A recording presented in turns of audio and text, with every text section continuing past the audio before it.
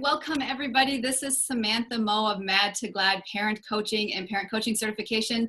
Today we are interviewing Dr. Tina Payne Bryson. Now, Tina has a really impressive resume and biography, and I'll read a little bit of it here. You'll be able to find it online, but I think you'll really feel into her style more than just her professional background in this interview that we are honored to have today. And welcome, Tina. Let me say welcome first. Thank you. Thanks for having me, Samantha. I'm excited to chat with you and your followers. Thank you. It's such a pleasure to have you here. So Dr. Tina Payne Bryson speaks internationally to parents, educators, camps, and clinicians. She is the co-author of New York Times best-selling books, The Whole Brainchild. I've got a whole stack of books here. We've got The Whole Brainchild. We've got No Drama Discipline. And then we've got the upcoming Yes Brain, which is coming out in January, that I have been reading into the wee hours of the night. Great. Yes, which you have, of course, co-authored with Dr. Dan Siegel. You are a psychotherapist and founder, the executive director of the Center for Connection in Pasadena, California, where you do lots of parenting consultations and you provide therapy to children and adolescents. And I see here that your PhD is from the University of Southern California, where your research explored really amazing areas: attachment science, child rearing theory, and the emerging field of interpersonal neurobiology. So I know that people who are with us today, what they love about you is your knack for taking the research and theory from all of these different areas of science and offering it in a way that's clear and realistic and immediately helpful and humorous. Thanks so much. I'm excited. Yes, it's exciting to have you here. Now, originally when we connected to have you do this live interview, we were going to talk about no drama discipline. Yeah. And I'd love to talk about that, but I'd also love to make space towards the second half to naturally merge into your upcoming book that's coming out, The Yes Brain, because there's a lot of interest in that. So with no drama discipline, why don't you tell us a little bit about yourself and why you're interested in this work? You know, the No Drama Discipline book kind of came as a result of doing, I would do workshops on the whole brain child, or I would be teaching parenting classes, and always what parents most wanted to talk about was discipline. And so eventually I kind of created a discipline seminar based on sort of the emerging fields of science and how it was really shaping how I was thinking about discipline. And the most important thing that's on my bio, I forgot to put on there for you actually, is that I'm a mom to 3 boys. And so my eldest is actually a senior in high school this year. And so that's a whole other preparing for him to leave. So I have a 17-year-old, a 14-year-old, and an 11-year-old, all boys.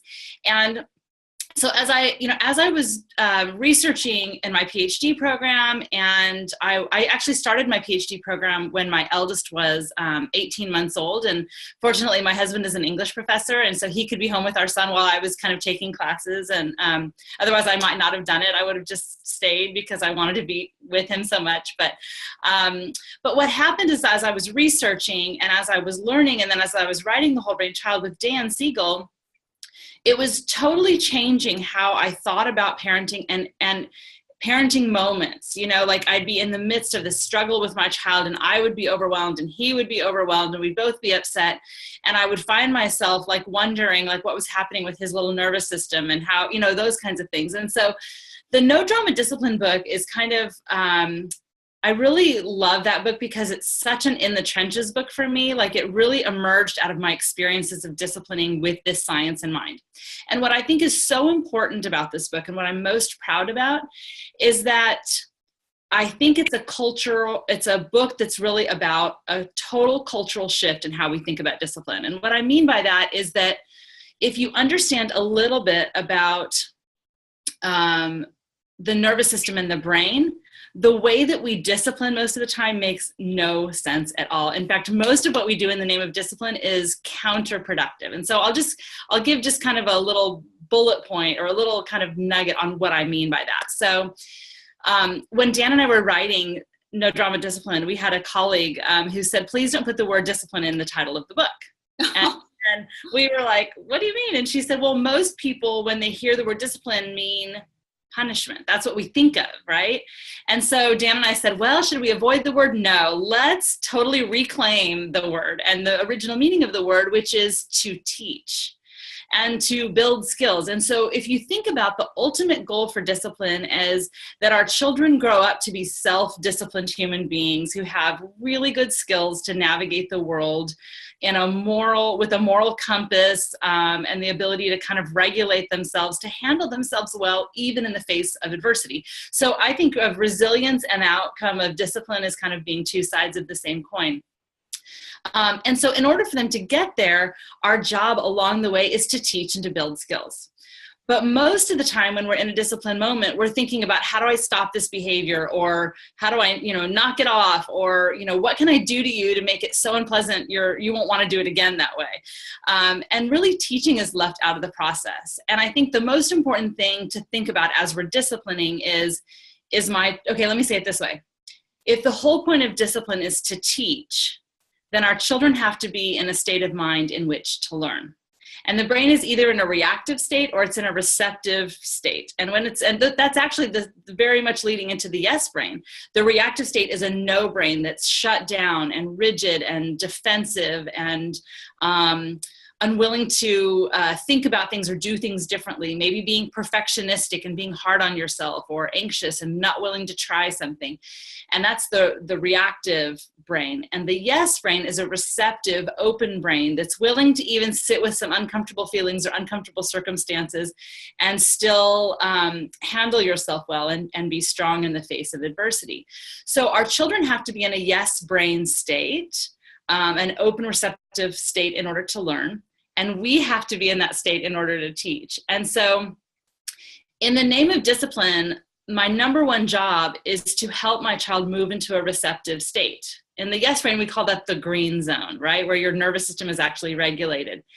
And when my child is in a receptive state in which they can learn, that's when the most important discipline can happen. And so what that often means is our first job as disciplinarians might be to soothe our children and to comfort them so that they can move into that receptive state so that we can be effective disciplinarians. And by that, of course, I mean teachers.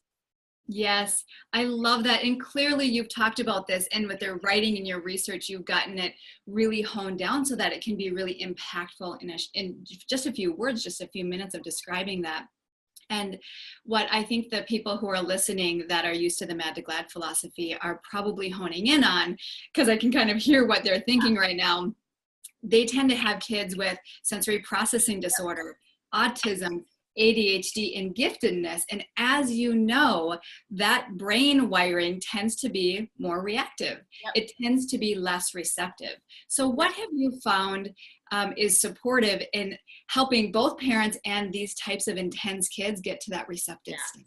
I'm so glad you asked that. And I think, I started out as a child and adolescent therapist. So I did parenting stuff, and I worked with kids and adolescents. And I was finding and I think, one of the things that Dan and I say in the No Drama Discipline book is that one of the most important things we can bring to the discipline process is curiosity, to kind of be like, what's really happening with my child? And as a clinician, I felt like my most important job was to approach with curiosity and peel back the layers. So for instance, if I would have a kid who was anxious, they presented with anxiety, a typical clinician might say, well, you have anxiety because you have an anxiety disorder and you meet this diagnostic criteria. But for me, that was sort of circular reasoning. And I was like, I don't care whether you have the disorder or not. You're having anxiety, and what anxiety really is a nervous system that's experiencing threat, even in safe conditions, right? But the child wasn't experiencing that safety.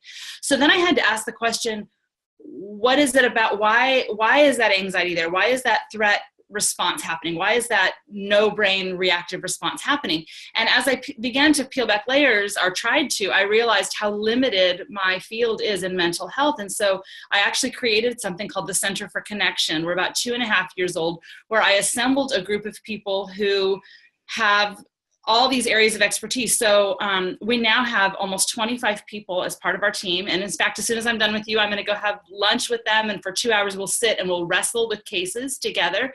But we have occupational therapists, educational therapists, neuropsychologists. For a period of time, we had a speech and language pathologist. In fact, Samantha, you should just come move out here and be on our team. But anyway, we have this whole team so that we can look at this, because the vast majority of the clients that come to the Center for Connection, we treat adults and couples and families and all of that too, but the vast majority of our kids that come to our center have multiple things going on. They're, you know, when I started peeling back the layers, I was like, oh my gosh, as a mental health person, I thought of this kid as an anxiety disorder, but this is actually a kid who has a sensory processing disorder, or this is a kid who, you know, has a learning disability, or they're twice exceptional in some way. Or one of the things that a lot of people don't know about, which you guys, your group will, is the kids who are gifted and are in the superior ranges in terms of some of their cognitive capacities, but they have a significant discrepancy between some of those and their processing speed or working memory. And that leads to a lot of anxiety. But so anyway, what I would say is that sometimes when people read Whole Brain Child, No Drama Discipline, and I assume the Yes Brain, they're going to say, yeah, but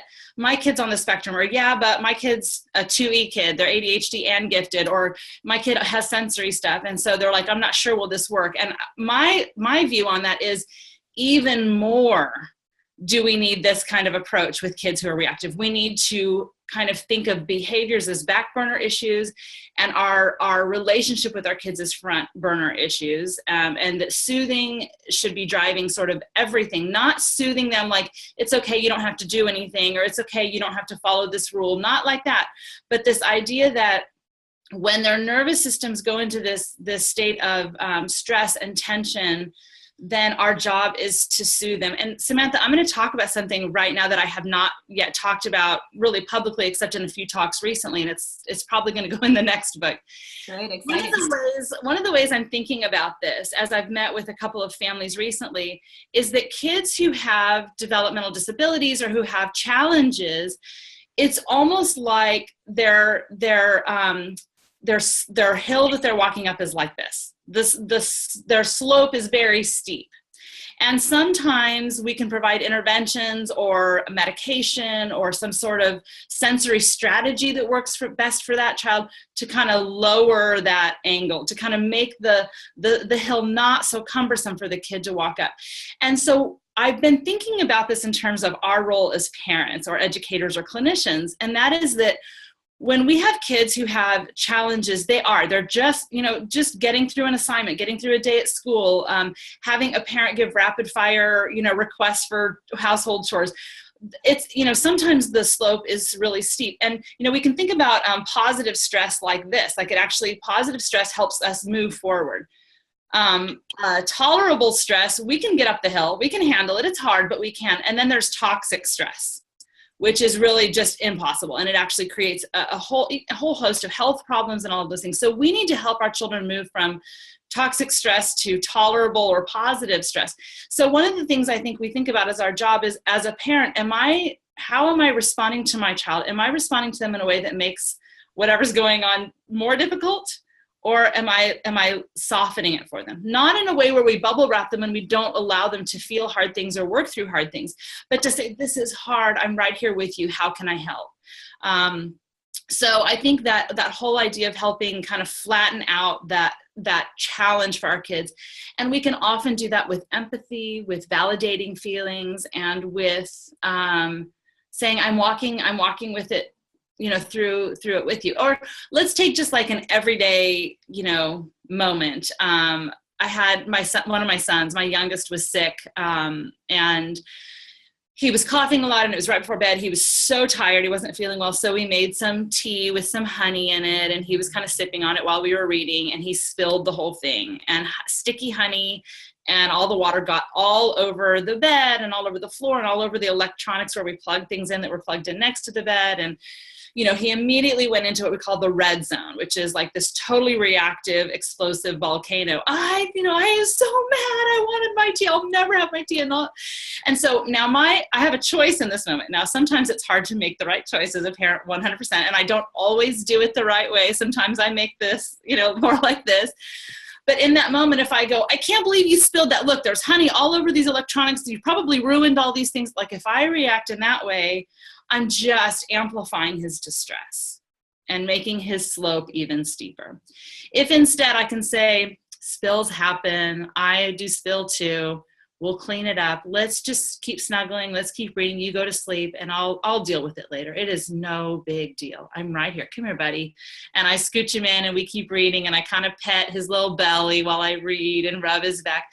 That's kind of the difference. And so when we have kids who either temperamentally are more reactive, or because of a more organic challenge are more reactive, they need even more soothing. And I have to say just one more thing, and I know I've been talking forever, and that is, to parent that way is really exhausting, and it's really hard.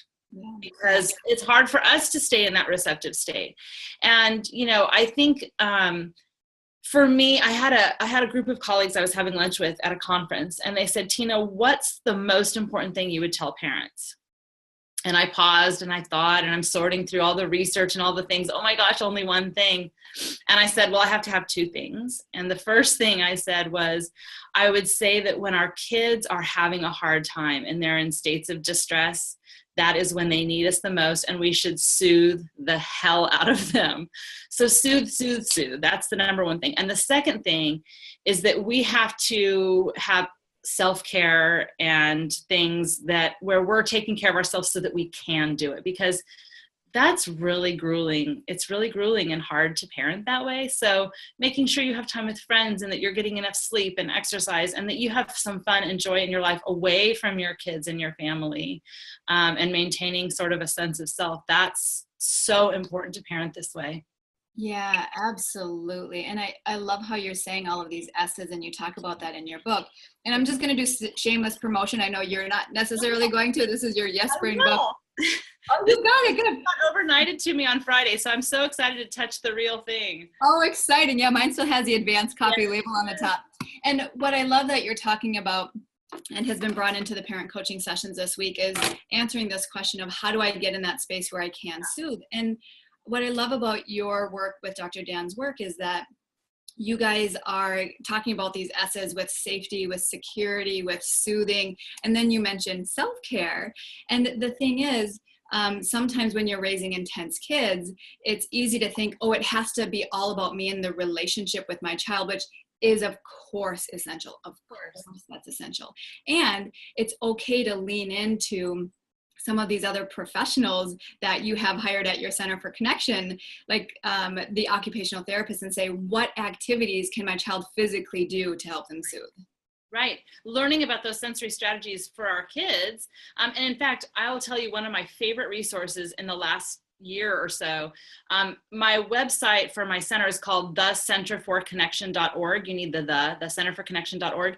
And there's a blog tab, and we only have like 2 or 3 articles on there, but one of our OTs wrote an article about using which specific sensory strategies to meet kids' specific needs at bedtime to help them fall asleep. So if you have a kid who keeps wanting drinks, or says they need snacks, or they have a hard time settling, like, she talks about specific sensory strategies.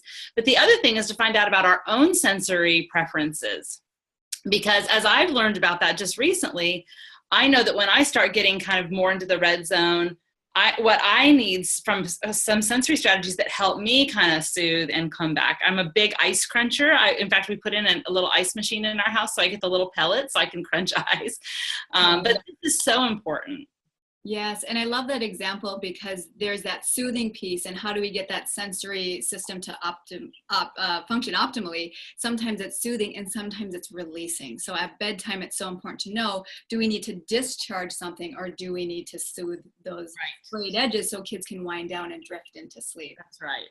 Yeah. And that's the biggest, when you think about, we talk about self-regulation a lot. I mean, that's huge. And it's a huge part of our new book too, is this idea of self-regulation. But we should really think about self-regulation as self-other regulation. For many of the years, our kids are there because we help co-regulate with them instead of co-escalating. But when you think about falling asleep is a huge challenge in terms of regulation, because you're having to down-regulate your whole nervous system, and you have to feel safe in order to fall asleep. And, I used to laugh at myself and sometimes be hard on myself, because bedtimes were really hard, and I was trying to get 3 different kids down sometimes. And I would find myself like yelling, like, just go to sleep. And I thought, like, later I would go, how can you fall asleep if someone's yelling at you to go to sleep? Like, that is not helping me turn down, that's not helping them turn down their nervous system. So sometimes what we do is counterproductive. Yes, exactly. Well, I polled my community because we're reaching like 10,000 people here. And I'm wondering, could I ask you one question for clinicians and one question for parents that you could answer? Yeah, okay, yeah. Awesome. Okay, thank you. So what the clinicians are recognizing is they're noticing how this connection theme can be so related to the primal connection that might have happened in the times we lived in caves or teepees. Like going back to that innate connection for nurturing our young. And so somebody was wondering if you have any anthropological interest, as well as in the sciences that you're studying, whether it's anthropology or elsewhere, what in your latest work have you found surprising? Oh, I love that question. Ooh, that's a really good one. So when I was a PhD student, I actually took a class at UCLA, even though I was a USC student, so it was like a major, rivalry kind of thing. But Dan Siegel is one of the ways I got to know him. And a couple other people were teaching a class in an organization at UCLA called the Center for Culture, Brain, and Development. And what was amazing about it, it was interdisciplinary. So we had anthropologists, and we had people who worked with chimps, and we had linguists, and we had all these, brain mappers and neuroscience. We had all these people together so we could look at things. And I think, one of the things that keeps surprising me, and I'm so interested in this, and I wish I would love to go even take more classes, because it's, the more we look into kind of anthropological studies or even cultural studies, when we look at how other cultures have kind of done things even primitively, it keeps bringing us back to the same thing. And this is what, I don't know why this should keep surprising me, but it does, which is that we are wired to be connected to each other, and we are wired to be in relationship with each other. And I think about this so this is going to seem really weird. One of the things that, I think this is a surprising thing. One of the things that I think, let me say it this way.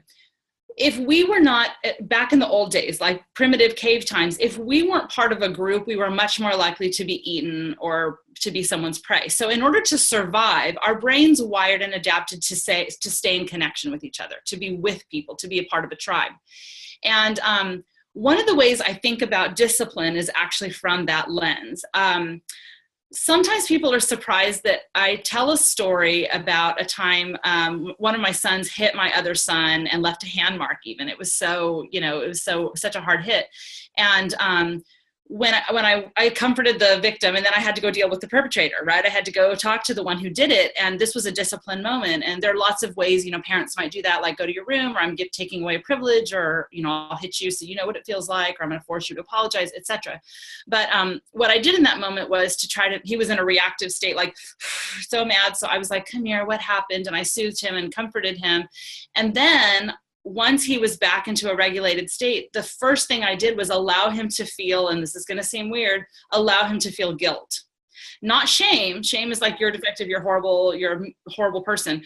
Guilt is that natural conscience that I think was wired into our brains back in the day, because if you were part of a tribe and you violated the mores of that tribe, you got that uh-oh feeling, like, oh shoot, I shouldn't have done that.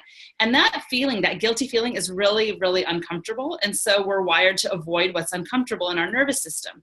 So in order to survive, we had to have feelings of guilt so that we wouldn't keep violating the mores of our tribe, right? Yes. And so I think that feeling that happens when our kids do something wrong, oftentimes, you guys know, once your kids are like calm again, spontaneously come and apologize once they're back regulated again.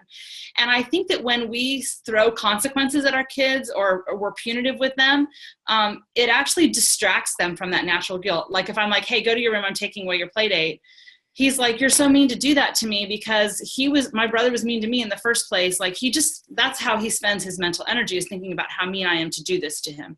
Whereas instead, when I have a reflective dialogue with him, and I say, once he's regulated, and once I've soothed him and listened and said, I could see why that was so frustrating, to say, you really hurt your brother, buddy. You really hurt him.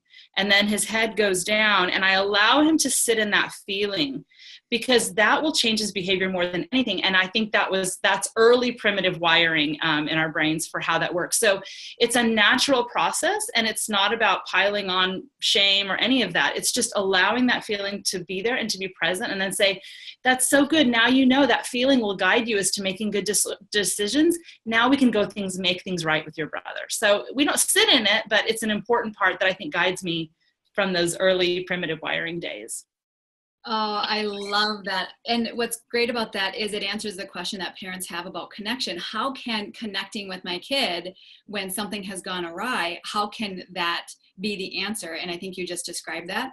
Yeah. And I think one other just quick thing about that, I know we're getting short on time, is that when we connect with our kids and we bring empathy to what's happening, and it soothes their nervous system, the brain then gets wired to move. So basically you're in a state of dysregulation, you're falling apart, your emotions are out of control. And then someone co-regulates with you and moves you back into a state of, like I said in the new book, we call it the green zone, where you can make good decisions and you handle yourself while you're regulated.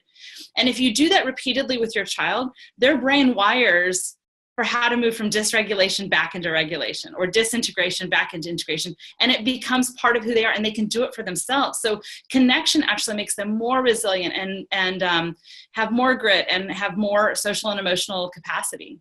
Love it. Love it. And you're right about time, and I want to respect yours because I know you have a team lunch coming up. I think you have a short answer to this one, and this is the parent question that came in, which is, given your clinical expertise, when parents are discouraged from learning this information, applying it, what do you find brings them back around to continue growing? Because we know it's a process. It's such a process. That's such a great question. I think when I have felt, I'll just talk from my own experience. When I have felt discouraged as a parent, one of the things that helps me so much is to say, and this came from Dr. Michael Thompson, who wrote Raising Cain, and actually one of my very favorite books that he wrote is called It's a Boy. And anytime I would feel discouraged or worried, or like, is my kid going to be okay, or those kinds of things, that book, I would always go find that book, because he would tell me something I needed to hear, which was, we should trust development. That as development unfolds, our kids really do make these amazing leaps beyond what we might even think is possible. So to trust development, to know that development is not linear, you may be, 3 steps forward and 2 steps back, and that doesn't mean things are totally tanking in the wrong direction. It's just part of development. And then I would also say that, these phases, like times our kids are doing stuff where we get really worried about them, oftentimes those are blips in development. Sometimes they're pervasive and they mean something bigger, but to be patient. And if you're feeling discouraged, go ask for help. I can't tell you the number of times, I've felt stuck, and I would go find a colleague and I would say, I just need a consultation. Here's what's going on. And either they would just tell me, you're doing the right thing, you're on the right path, things are, this is what you should be doing, or wow, here's something that could really help you. And either way, it provided so much sort of peace and relief. So if you're discouraged, trust development, seek some support, and be patient. And then again, the self-care, right? And do something fun. If it's possible to designate like a 2-hour window once a week where you can just go to Target by yourself, or set up a standing lunch date with a girlfriend or something like that. Just those moments of joy help us from sort of sitting in like these pots of discouragement where we can get stuck. Yes, wonderful. Thank you so much for that answer. And I think for everybody who's listening and they're wondering, how do I get more of this? They might feel like they could just eat up all of this information you and Dan Siegel are generating over there on the West Coast. And it's your book, among other things, right? Can you share some information around when people and how people can get this? So the Yes Brain comes out January 9th, but it would help us so much if you pre-order. If you're going to get it, pre-order. Because all of those book sales count for the first week. So we that's our best shot at the New York Times bestseller list. In fact, I will just say as a little bonus, those of you who are watching, if you want to buy the book, pre-order, and give it as a holiday gift, if you'll send, and we can get the information out, if you'll send a self-addressed stamped envelope to my office. I will put in a Yes Brain postcard, and I will sign the book plate to whomever you want me to sign it to, so it can go in the book, so you can have an autographed book. My website is tinabryson.com. And if you just go to my website, you can follow me on Twitter and Facebook.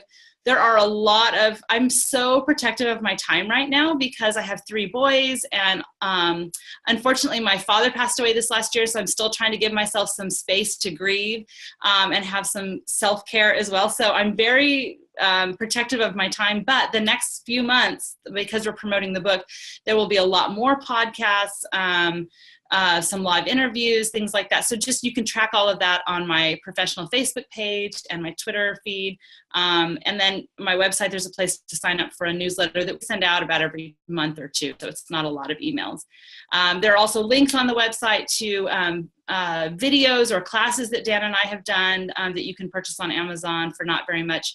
And on the website, there's a ton of free articles and videos and all of that. So yeah. Well, and thank you for being generous and sharing your time with us today. I really appreciate it, and such warm wishes as you go through your process of your father passing earlier this year. Thank you. You're welcome. Continuing in your journey of resilience and revolutionary parenting. So thank you so much for your time, Tina. Yes, you're welcome. And so for those of you who are child specialists and you are listening to this guest interview, you know what we do here at Mad to Glad is every single month we do a guest interview to give information for child specialists and parents, OTs, therapists, educators who want to become part of a community and participate in conversations just like this, so that you can become a revolutionary parent, so that you can make a bigger ideas from other fields that have some tools that you might not have been exposed to. So if you're interested in learning about our monthly group coaching community where we have guest experts, please visit mad2glad.com/impact-membership for monthly group coaching and guest experts. Tina, again, thank you for your time. Blessings to you, and we will keep seeing you in the digital hallways in my living room. Thank you so much. Maybe even in Minnesota. Yes. Take care, Tina. Bye-bye. Thanks so much. Thank you too. Bye-bye.